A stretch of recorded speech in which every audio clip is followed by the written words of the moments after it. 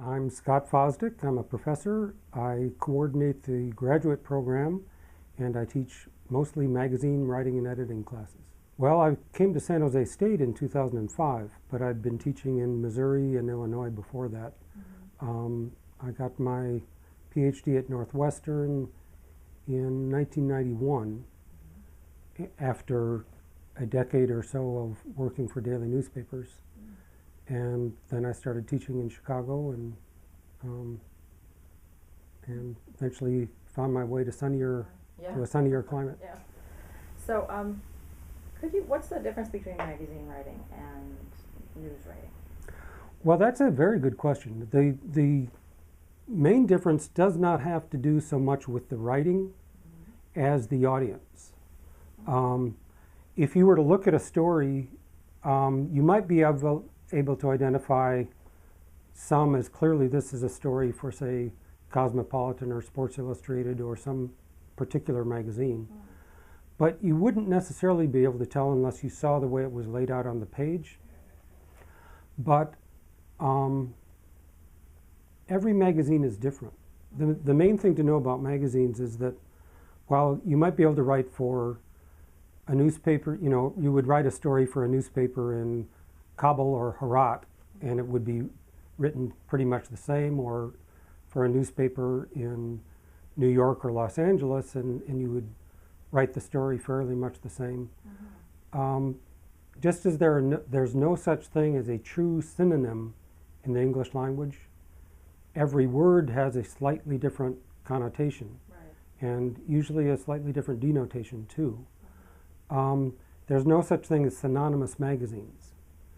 They may look very similar, like ESPN magazine and Sports Illustrated may look very similar. Time and Newsweek might look very similar. But when you dig into them, you realize they're really hitting audiences a little bit different. And they're trying to define their audience differently. So what if someone said to you, they say, oh, multimedia is where it's at. I don't need to learn magazine writing. How would you respond to that person? I'd say on one level they're right. But I would also say that magazines are multimedia. They're all online. They all have apps. They're all on, most of them have tablet versions now. And I've been saying for years, I think for 15 years now, since the rise of web presences for media, magazines I think are a very good introduction to new media as well.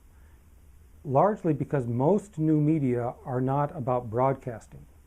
They're not about telling one story for everybody. They're about segmented audiences.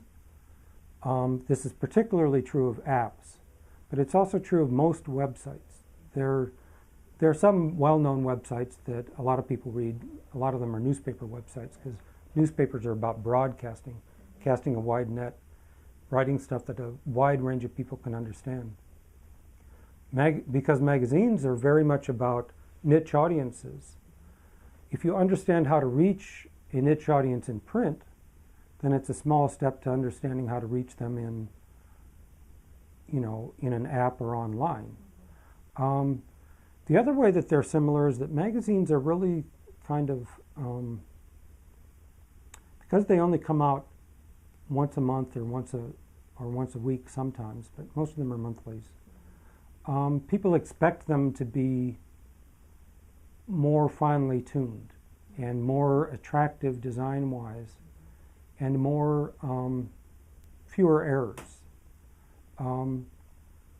And I think rightly so, because if you're rushing to get something in the paper the next day because it's important information that people need to know right away, you want it to be factual and truthful, but if there's a misplaced comma here or there, you try to not do that. But I think people are more forgiving of a misplaced comma in a newspaper story than in a magazine article. Magazines are also very carefully designed, and they've always been media rich. They've been, they're picture books to a large extent. And for a long time, I think that the web was bad for magazines because, first of all, because it was free. And second, you kind of destroy that design sense when you're online. People have different aspect ratios on their screens, depending on the size of a computer screen. And they have different typefaces embedded into their machines. So you cannot design, what you design for a magazine, you cannot put on a website without having a lot of changes happen. You cannot design for a web page the same way you design for print. But you can specify design in, say, an iPad app, because the aspect ratio is locked. And because of that, you can specify typefaces. The typeface you see on an iPad version of the New Yorker is exactly what the designer wants you to see. Okay. The typeface you see on the New Yorker's website is an approximation of what they want you to see. And the positioning of the pictures. Apps are also, people are used to paying for them. People are used to getting web pages for free. So there's a revenue stream coming in. You can also link directly to advertisers. Of course, you could do that on the web versions too. And you can, in addition to doing everything you can do in a print magazine, you can add interactivity, and you can add video and audio. So to me, it's very much like a magazine. I think that there's a more seamless transition to mobile and to mobile media and to apps for magazines than there is for newspapers. It feels more the same. You can even hit the app and turn pages the way you would turn the pages of a magazine. So I'm very hopeful about the future for magazines. I would call a magazine on a iPad or an Android app. It's still a magazine as far as I'm concerned. I don't care if they're still printed on paper or not. The skills are the same.